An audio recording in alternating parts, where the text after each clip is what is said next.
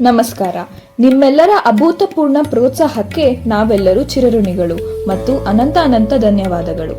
ಭಕ್ತಿಯ ಕುರಿತಾದ ಹಿಂದಿನ 2 ಉಪನ್ಯಾಸ ಮಾಲಿಕೆಯಲ್ಲಿ ಸ್ವಾರಸ್ಯಕರವಾಗಿ ವಿಷಯಗಳನ್ನು ತಿಳಿಸಿಕೊಟ್ಟಂತಹ ಶ್ರೀಯುತ ರಮೇಶ್ ಕಶ್ಯಪ್ ರವರಿಗೆ ಹೃತ್ಪೂರ್ವಕ ಧನ್ಯವಾದಗಳು ಮತ್ತು ಅಭಿನಂದನೆಗಳು.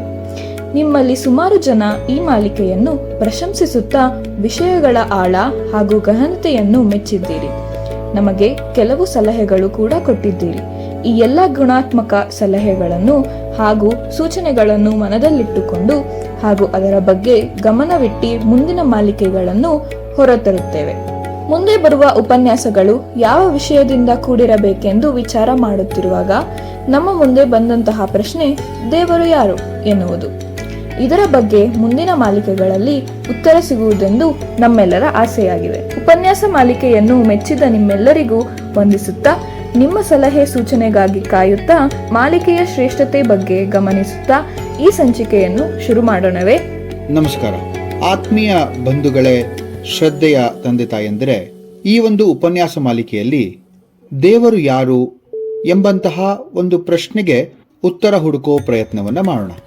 ಶಾಸ್ತ್ರಗಳಲ್ಲಿ ದೇವರು ಯಾರು ಎಂಬಂತಹ ಪ್ರಶ್ನೆಗೆ ಸರಿಸುಮಾರಾದಂತಹ ಅರ್ಥ ಹೀಗೆ ಹೇಳ್ಬೋದು: ಅವನು ಅತ್ಯುನ್ನತವಾದ ಅಥವಾ ಪರಮಶಕ್ತನಾದ ಪರಮಾತ್ಮ ಅಂತ ಹೇಳಿ. ಹಾಗೆ ಮುಂದುವರಿತಾ ಅವ್ರು ಹೇಳ್ತಾರೆ, ಅವನು ಅದ್ವಿತೀಯ, ಅನಂತ, ಆಗ್ನೇಯ, ಅವ್ಯಕ್ತ, ಅನಂತ ಕಾಲದಲ್ಲಿಯೂ ಸರ್ವಶಕ್ತ.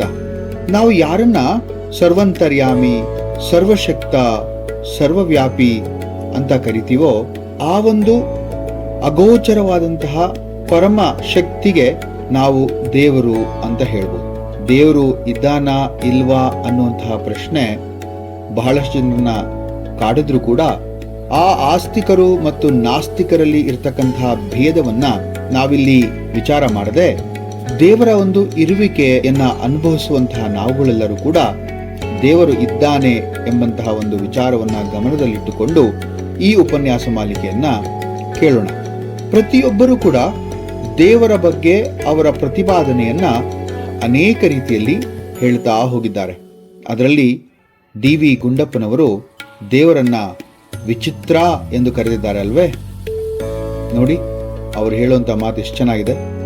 ಶ್ರೀ ವಿಷ್ಣು ವಿಶ್ವಾದಿ ಮೂಲ ಮಾಯಾಲೋಲ ದೇವ ಸರ್ವೇಶ ಪರಬಮ್ಮನೆಂದು ಜನ ಆವುದನ್ನು ಕಾಣದೊಡಮಲ್ತಿಯಿನ್ ನಂಬುವುದೋ ಆ ವಿಚಿತ್ರಕ್ಕೆ ನಮಿಸೋ ಮಂಕುತಿಮ್ಮ, ಆ ವಿಚಿತ್ರಕ್ಕೆ ನಮಿಸು ಮಂಕುತಿಮ್ಮ ಅಂತ ಹೇಳಿದ್ದಾರೆ. ಅಂದ್ರೆ ಅವರು ಹೇಳುವಂತಹ ಆ ವಿಚಿತ್ರ ನಮ್ಮಲ್ಲಿ ಅನೇಕರಿಗೆ ಸಚಿತ್ರವಾಗಿ ಕೂಡ ಕಂಡಿದೆ.